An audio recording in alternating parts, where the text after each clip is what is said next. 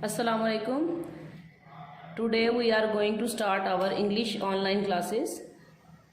Unit number 1, Pippi Longstocking. It's a lecture number 1 from page number 2. Okay, open your books.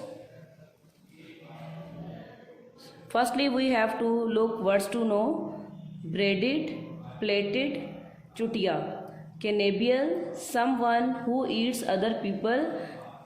वो लोग जो दूसरे इंसानों को खाते हैं. Courage, bravery, the ability to do something that frightens you. हौसला या किसी के खिलाफ लड़ने की ताकत. Freckles, small patches of darker colour on skin often made darker by the sun. Freckles यानी धब्बे, ऐसे धब्बे जो कि शायद सूरज की तेज़ रोशनी की वजह से हों. रिमार्केबल, समवन और समथिंग वर्थ नोटिसिंग यानी किसी को बहुत अच्छे तरीके से देखना या बेहतरीन. Sidewalk, a paved pathway at the side of a road. Footpath या सड़क के किनारे चलने का रास्ता.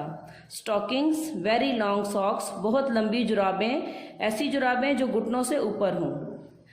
Now let's move to translation.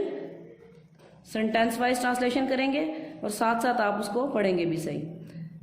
When Pippi entered Villa Vicula for the first time, जब पिपी विला विक्यूला में पहली दफ़ा दाखिल हुई.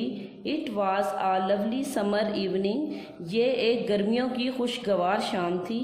The children next door, Tommy and Anika, were not at home. अगले दरवाजे पर टॉमी एंड अनिका रहते थे जो घर में मौजूद नहीं थे. They had gone to visit, वो मिलने गए हुए थे. देयर ग्रैंड मदर, अपनी दादी से. फॉर अ वीक, एक हफ्ते के लिए. And so they had no idea, और इसलिए उन्हें यह अंदाज़ा नहीं था. That anybody had moved into the house next door, कि उनके अगले घर में कोई आकर रह रहा है या उनके घर के पास कोई और भी लोग आ चुके हैं. On the first day after they came home again, पहले ही दिन जब वो घर वापस आए. They stood by the gate, वो दरवाजे पर खड़े थे. Looking out on to the street, गली में देख रहे थे. They had no idea that there actually was a playmate so near, उन्हें इस बात का अंदाज़ा ही नहीं था कि असल में उनके घर के पास साथी मौजूद है, यानी उनके घर के पास कोई बच्चा या कोई है जो उनके साथ उनका खेलने का साथी बनेगा. They were standing there considering what they should do, वो ये खड़े होकर सोच रहे थे कि अब वो क्या करेंगे. And wondering whether anything exciting, और हैरान थे कि उनके लिए दिलचस्प क्या होगा. वाज लाइकली टू हैपन, जो कि उनके साथ पेश आए. और whether it was going to be one of those dull days, या ये फिर उसी तरह पुराने उदास और बोर कर देने वाले दिनों जैसे ही होंगे.